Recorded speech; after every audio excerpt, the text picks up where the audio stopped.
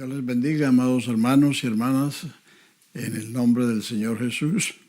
Es un gusto llegar hasta ustedes a través de este medio que nos ven y nos escuchan, y saludarles y compartir con ustedes la palabra de Dios, que es lo más importante en nuestro tiempo y en todos los tiempos.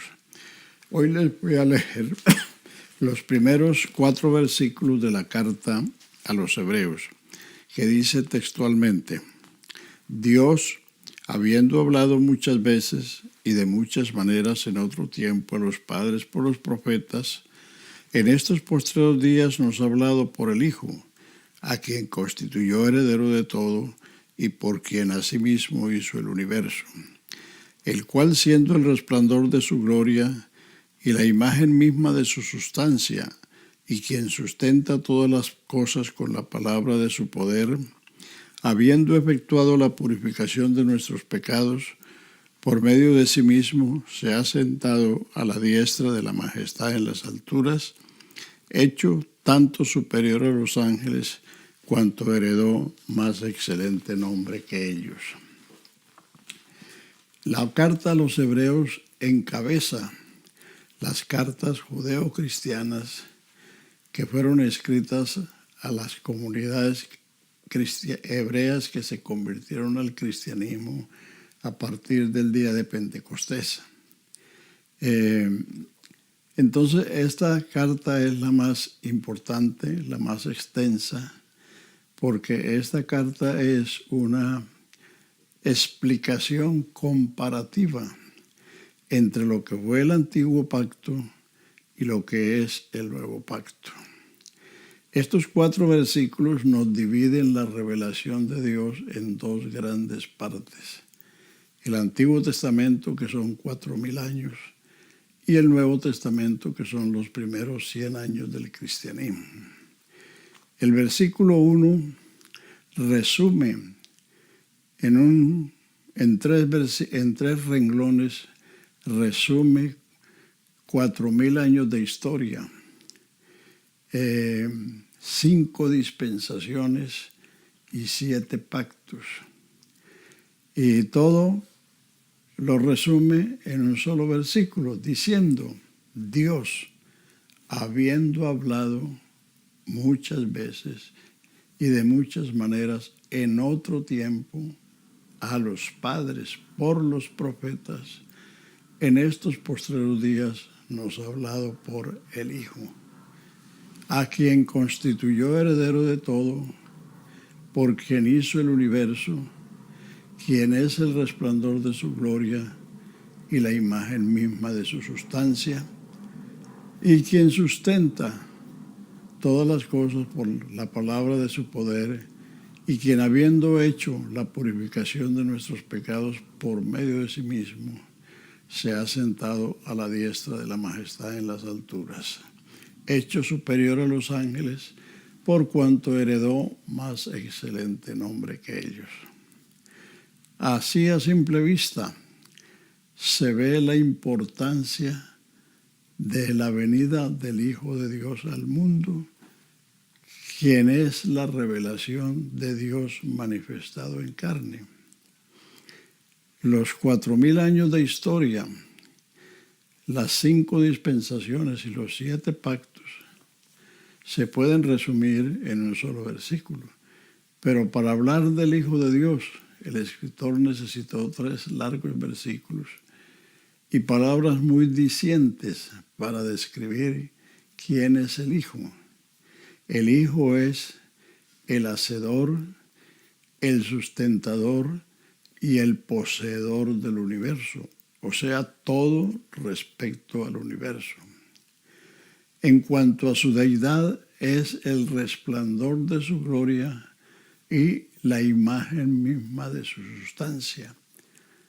Entonces, esta expresión ya también la había dicho el apóstol Pablo en 2 cartas anteriores, como la carta a los Corintios, 2 de Corintios 4:3 hasta el 6, dice: si nuestro evangelio está encubierto, entre los que se pierden está encubierto, en los cuales el Dios de este siglo cegó el entendimiento de los incrédulos, para que no les resplandezca la lumbre del Evangelio de la gloria de Cristo, el cual es la imagen de Dios. Porque Dios, que mandó que de las tinieblas resplandeciese la luz, Él es el que resplandeció en nuestros corazones, iluminándonos en la faz de Jesucristo.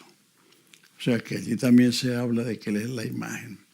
Y en Colosenses 1, a partir del verso 12, dice: dando gracias al Padre que nos hizo aptos para participar de la herencia de los santos en luz, que nos libró de la potestad de las tinieblas y nos trasladó al reino de su amado Hijo, en quien tenemos redención por su sangre, el perdón de pecados, por las riquezas de su gracia. Él es, el Hijo es la imagen del Dios invisible, el primogénito de toda creación, porque en Él fueron creadas todas las cosas, visibles e invisibles, sean tronos, sean dominios, sean potestades, todo fue creado por Él, y por medio de Él y para Él, y Él es antes de todas las cosas, y en Él todas las cosas subsisten, y Él es el primogénito de entre los muertos, para que en todo Él tenga la preeminencia, porque así agradó al Padre que en Él habitase toda la plenitud de la deidad. Entonces, esto es de suma importancia para el cristiano, entender que el Hijo de Dios es la manifestación de Dios en carne, como dice Juan 1:18. A Dios nadie le vio jamás. El unigénito Hijo que está en el seno del Padre, Él lo ha revelado, Él lo ha dado a conocer. O sea que en estos postreros días nos ha hablado por el Hijo. Los postreros días comenzaron o empezaron con la venida del Hijo de Dios al mundo. Entonces, en el Antiguo Testamento Dios nos habló a través primero de la creación. La primera revelación de Dios al hombre fue su creación. Los cielos cuentan la gloria de Dios y la expansión denuncia la obra de sus manos. Salmo 19, verso 1. Romanos 5:20 dice: porque las cosas invisibles de Dios, como son su eterno poder y deidad, se hacen claramente visibles, de manera que son inexcusables. Entonces, todo lo creado muestran las huellas del Creador. Entonces, esa fue la primera revelación. Luego, cuando Dios tuvo contacto con los hombres, con Enoc, con Noé, con Abraham, entonces Dios trató con ellos. Y estos hombres le respondieron a Dios y a través de ellos Dios hizo promesas, Dios los apartó para que fueran su pueblo. Así, en la era patriarcal, el patriarca era el profeta, el sacerdote y el juez, porque el pueblo de Dios era una familia y el jefe de la familia era el que ostentaba esas dignidades y transmitía la revelación en forma oral.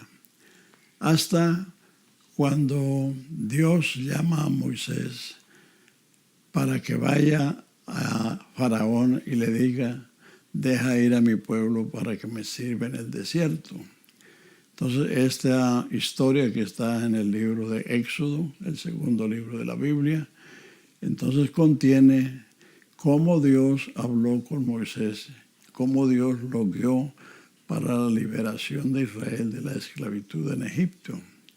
Y entonces a partir del Sinaí, del capítulo 19 de los Hechos, perdón, de Éxodo, a partir del capítulo 19 de Éxodo, Dios le dijo estas palabras allí en el Sinaí. Si vosotros oyereis mi voz y guardareis mi pacto, vosotros seréis mi especial tesoro sobre todos los pueblos de la tierra. Vosotros me seréis un reino de sacerdotes y de gente santa. Ahí comienza el trato de Dios con Israel, y a lo largo de los restantes libros del Antiguo Testamento se registra el trato de Dios con esa nación, en la redención de Egipto, en la travesía del desierto, en la conquista de la tierra prometida, en la monarquía como una nación dirigida por Dios a través de los reyes. Y todo ese Antiguo Testamento es el trato de Dios con esa nación. Pero entonces el Nuevo Testamento comienza con la venida, con la aparición del Hijo de Dios, que es la última y más grande revelación de Dios a la humanidad. Entonces, por eso la primera comparación entre lo que fue el Antiguo Testamento y lo que es el Nuevo Testamento son estos 4 versículos del capítulo 1 de Hebreos, donde se demuestra que Jesucristo es superior a los patriarcas, superior a los profetas, superior a todo lo que fue antes. O sea que todo lo que sucedió antes fue preliminar y preparatorio, pero que el Nuevo Testamento es el cumplimiento y la perfección. Así que tenemos en estos primeros versos la primera comparación para mostrarnos la excelencia y superioridad del Hijo de Dios sobre todo lo que sucedió antes. Y esto nos debe llevar a contemplar la importancia de esta revelación, y que precisamente fue escrita a los hebreos, o sea, al pueblo que había sido educado y criado en las enseñanzas del Antiguo Testamento, las enseñanzas de los patriarcas, las enseñanzas de la ley, las enseñanzas de los profetas, las enseñanzas de los salmos, porque el gran problema que tenían los hebreos era que estaban tentados a volverse al judaísmo, porque no comprendían quién era el Hijo de Dios, por eso le rechazaron, y tampoco comprendían la magnitud de su obra, que fue el sacrificio de la cruz para redimirnos de toda iniquidad y preparar para Él un pueblo propio, celoso de buenas obras. Así que, amigos, con esta primera enseñanza vamos a continuar a través de toda esa carta, mostrando que el Hijo es superior a los profetas, superior a los ángeles, superior a la creación, superior a Moisés, superior a Aarón, superior al santuario terrenal, superior en todo, superior a los sacrificios, superior a las ofrendas, en fin. Y eso es importante que lo entendamos hoy para que no nos dejemos deslumbrar con las ideas mesiánicas de que para obtener las promesas hechas por Dios a Abraham hay que buscar las raíces hebreas para poder saber si nuestros apellidos corresponden a esos linajes.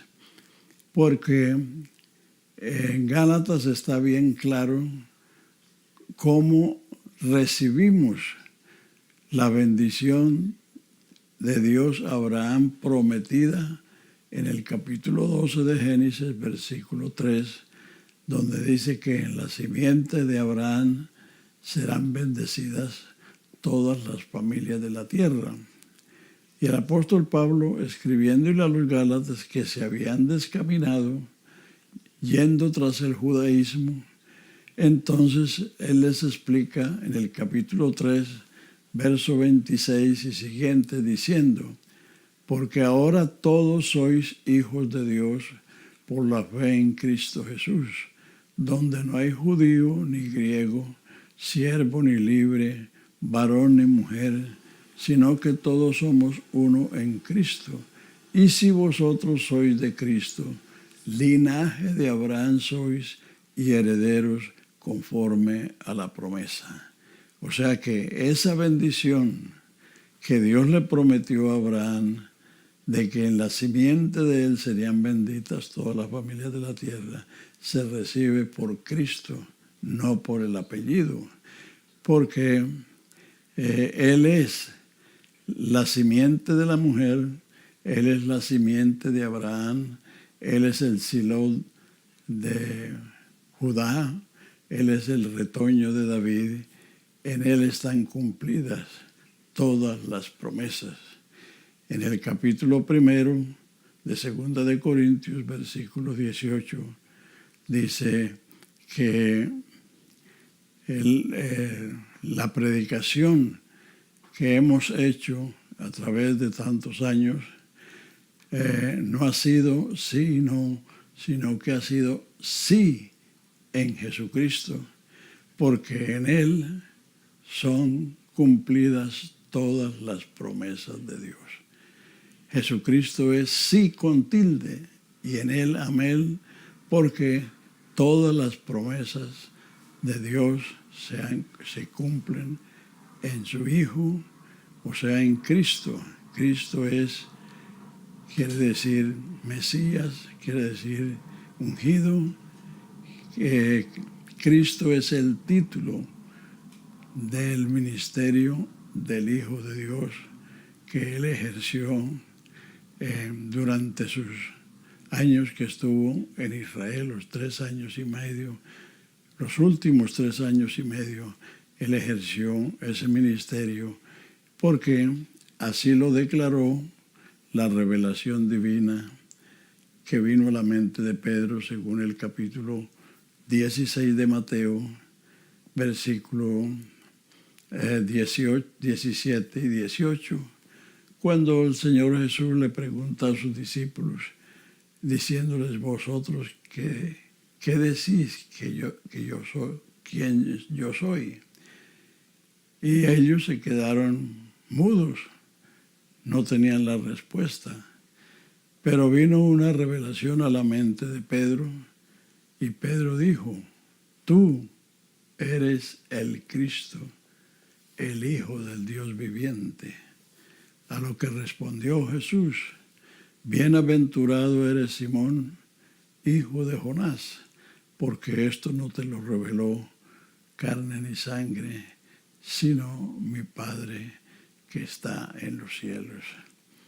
O sea que la revelación es esa, que Jesús es el Cristo, es el Mesías, y que el Mesías es divino, porque es hijo del Dios Altísimo. Por eso Él nació y vivió sin pecado, porque Él no fue engendrado por el hombre que tiene la naturaleza adámica, la naturaleza pecadora, sino que Él fue engendrado por el Espíritu de Dios. Eso también refuta lo que algunos alegan, que cuando en Colosenses 1:16 dice que Él es el principio de la creación, algunos arguyen que Él es el primer ser creado. No, Señor. El Hijo no fue creado, fue engendrado, que es diferente. Engendrado en la Virgen y nació de ella. Por eso, desde Génesis 3:15, cuando dice la simiente de la mujer herirá la cabeza de la serpiente, se estaba diciendo que una virgen iba a concebir.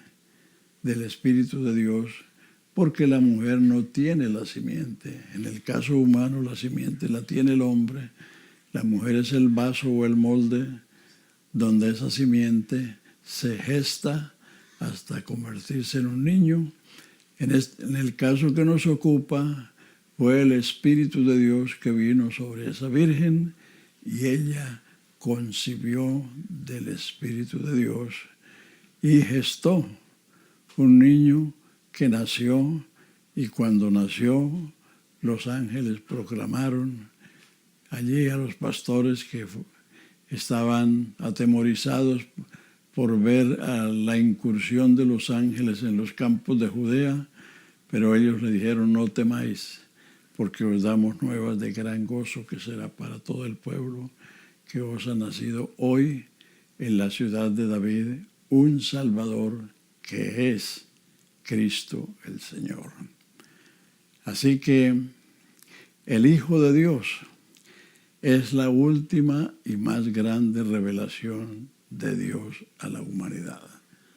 Dios se reveló muchas veces y de muchas maneras en otras generaciones, en otras dispensaciones, pero la última y más grande es la venida del Hijo de Dios. Por eso Pablo, para decirlo, usó dos palabras muy importantes. Dijo indiscutiblemente. Indiscutible es lo que no se puede discutir. Las teorías, los argumentos, las ideas se pueden discutir, pero los hechos no se pueden discutir porque están ahí. Históricamente, el hecho de que una virgen concibió del Espíritu de Dios y de ella nació un niño, nadie lo puede negar. Es un hecho histórico. Hasta los judíos que no creen que Él fue el Mesías, sí creen que Él nació y vivió allí en la tierra de Israel. Porque cuando los turistas van a Israel y el guía que les corresponde es judío, ellos lo llevan a Belén y le dicen: ve, aquí es donde nació el paisano. O lo llevan al lugar donde construyeron el templo del Santo Sepulcro. Aquí fue donde enterraron al paisano. O sea que ellos sí reconocen que Él nació, vivió allí. Lo que ellos no reconocen es que Él sea el Mesías. Entonces, por eso es indiscutible. Y la segunda palabra que Pablo usó fue grande es el misterio de la piedad. Dios fue manifestado en carne. O sea, ese es un misterio que estuvo escondido desde los siglos en Dios, pero que en el cumplimiento de los tiempos Dios se manifestó de esa manera. Y eso es grande, porque como ese Dios omnipotente, omnipresente, omnisciente, todopoderoso, que extiende los cielos como una cortina para morar, que encierra las aguas en el hueco de su mano, que pesa los montes y los collados con una balanza, como un tendero pesa una libra de arroz, que ese Dios viniera al mundo en un niño y que como tal anduviera en su pueblo Israel y lo llevaran a la cruz para pagar la culpa de nuestros pecados y resucitar de los muertos para nunca más morir, para vivir eternamente y salvar a todos los que le invocan, porque para eso vivió, murió y resucitó para ser nuestro Salvador. Así que, amigos y hermanos, la próxima cita será, Dios mediante, la semana entrante, y entonces veremos los ángeles y el Hijo. porque los ángeles tuvieron un papel importante en el Antiguo Testamento, pero el Hijo, como dice el verso 4, fue hecho superior a los ángeles. Dios les bendiga y esperamos encontrarnos la próxima semana con otra explicación del Hijo y los ángeles. Amén.